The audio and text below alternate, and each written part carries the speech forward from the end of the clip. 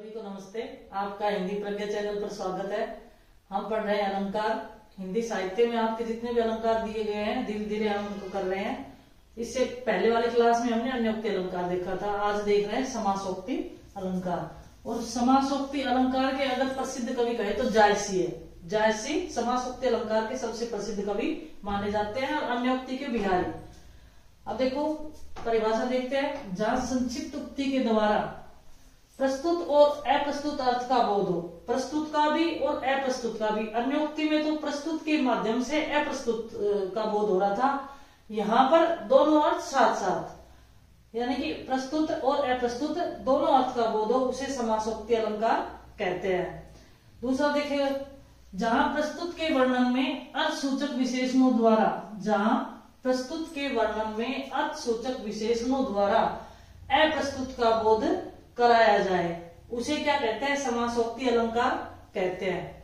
या एक सीधी सी आप ये समझे कि जिसमें कवि स्वयं ये बता दे कि इसमें कर्ता कौन है, ये कौन सा कौन किसका प्रतीक है।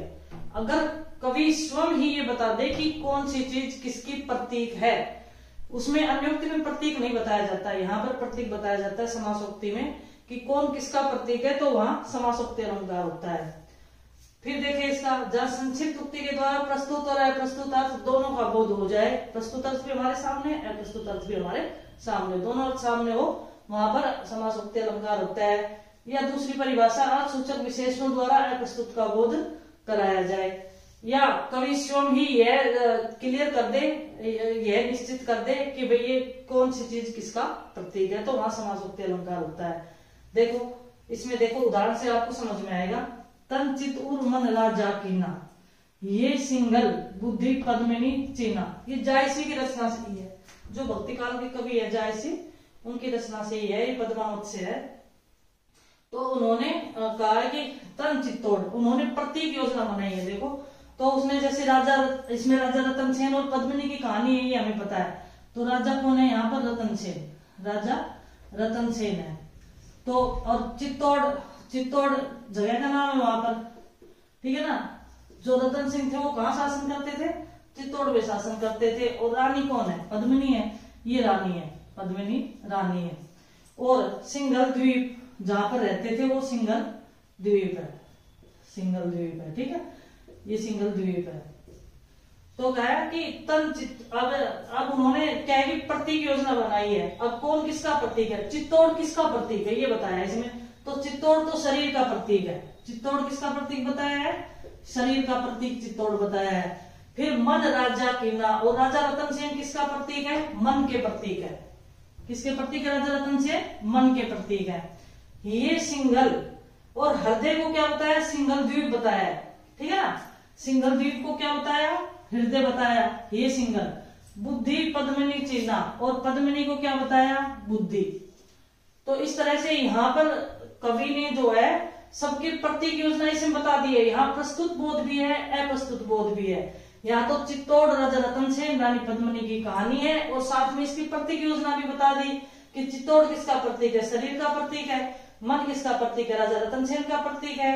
और हृदय क्या है? सिंघल द्वीप का। और बुद्धि पद्मिनी की प्रतीक है। इस तरह से जहां पर प्रतीक योजना अपने सामने आ जाए, स्पष्ट आ जाए, वहां पर देखो अन्योक्ति अलंकार में समासोक्ति में थोड़ा सा यही अंतर है, बात तो वही कही जाती है, लेकिन इसमें क्या है कि उसमें प्रतीक योजना बस बताई नहीं जाती। जैसे कि बिहारी में जो भंवरे को संबोधित करते हुए राजा रतन सेन को कहा, तो उन्होंने राजा रतन सेन का, राजा का कहीं भी, राजा जयसिंह का कहीं भी नाम नहीं लिया था, उन्होंने प्रतीक योजना नहीं बताई थी, और यहाँ सामने आ जाती, स्पष्ट आ जाती है, तो वो समासोक्ति अलंकार होता है। और देखते हैं इसके एक दो उदाहरण और देखेंगे तो आपकी समझ में ही आ जाएगा। दूसरा उदाहरण देखते हैं।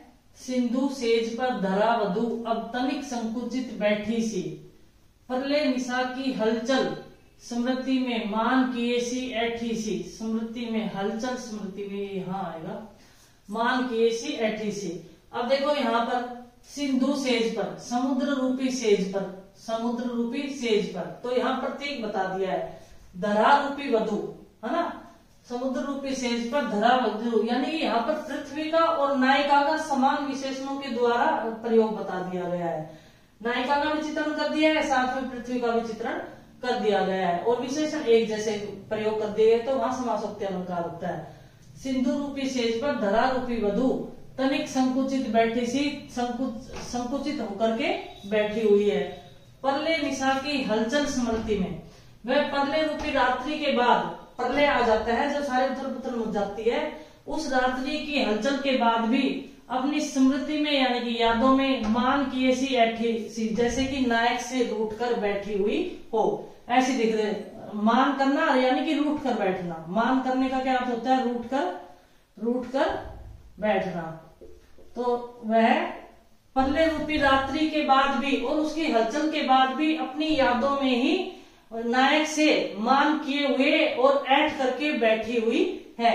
तो यहाँ पर नायिका का चित्रण है और पृथ्वी का, नायिका या कह सकते हो पृथ्वी रूपी नायिका, सीधा ऐसे भी लिख सकते, पृथ्वी रूपी नायिका का चित्रण है। ठीक है ना। फिर से देखें इसको, सिंधु रूपी सेज पर, सेज को क्या बता दिया? समुद्र बता दिया। धरा वधु, अब वधु को क्या बताया? धरा यानी पृथ्वी। अब तनिक यानी कि सिंधु रूपी सेज पर धरा रूपी वधु बैठी हुई है, तनिक संकुचित बैठी, संकुचाकर बैठी हुई है। परले निशा की हलचल स्मृति में, रात्रि में, निशा का रात्रि, परले का उथल पुथल होना, विनाश होना, तो विनाश रूपी रात्रि की हलचल के बाद भी वह अपनी यादों में रूठ कर मान की यानी कि रूठ कर और ऐठ करके बैठी हुई है। यहाँ पर नायिका का भी चित्रण है और पृथ्वी का भी चित्रण समान विशेषणों से किया गया है, इसलिए यहाँ समासोक्ति अलंकार है।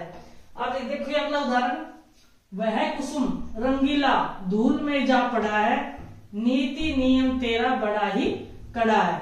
अब यहाँ पर कुसुम शब्द किसके लिए आया है? ये वह कुसुम रंगीला, तो कुसुम शब्द व्यक्ति विशेष के लिए आया है, व्यक्ति के लिए आया है, फूल के लिए नहीं आया है। यहाँ पर कुसुम किसके लिए आया है? व्यक्ति के लिए आया है कि जो जवान व्यक्ति, रंगीला का तात्पर्य युवा अवस्था से, युवा अवस्था प्राप्त व्यक्ति था, वह धूल में जा पड़ा है अर्थात मृत्यु को प्राप्त हो गया है। नीति नियम तेरा बड़ा ही कड़ा है, नीति यानी कि भाग्य तुम्हारा नियम बहुत ही कड़ा है। तो यहाँ पर कुसुम का तात्पर्य व्यक्ति से लिया गया है और रंगीला का अर्थ युवा अवस्था से लिया गया है। धूल में जा पड़ना यानी कि मृत्यु को प्राप्त हो गया है।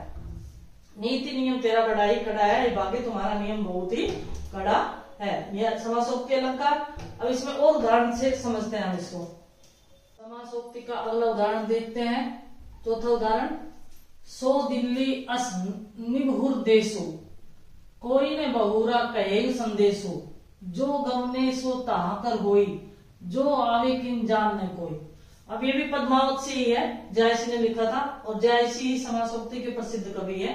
तो कह रहे हैं सो दिल्ली अस निभुर देशो, जो दिल्ली प्रदेश है वह बहुत ही दूर देश है। और दिल्ली का तात्पर्य यहाँ पर स्वर्ग से भी है, स्वर्ग से भी है ना, कि दिल्ली जो है वो बहुत ही दूर देश है।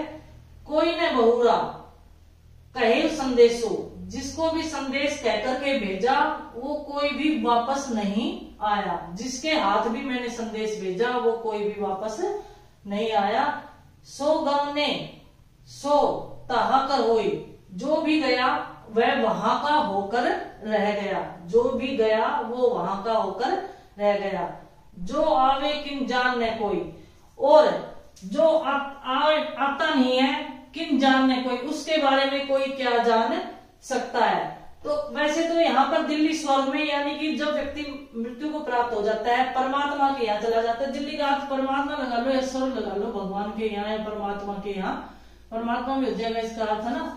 तो जब परमात्मा के यहाँ कोई चला जाता है तो वह बहुत ही दूर देश है, वहां पर जो भी जाता है वह वापस नहीं आता है, चाहे किसी को कैसा ही संदेश लेकर भेज दो, जो जाता है वो वहीं का होकर रह जाता है। जो आवे किन जान ने कोई, और जो वहां से आता ही नहीं है तो उसके बारे में कोई जान भी नहीं पाता है।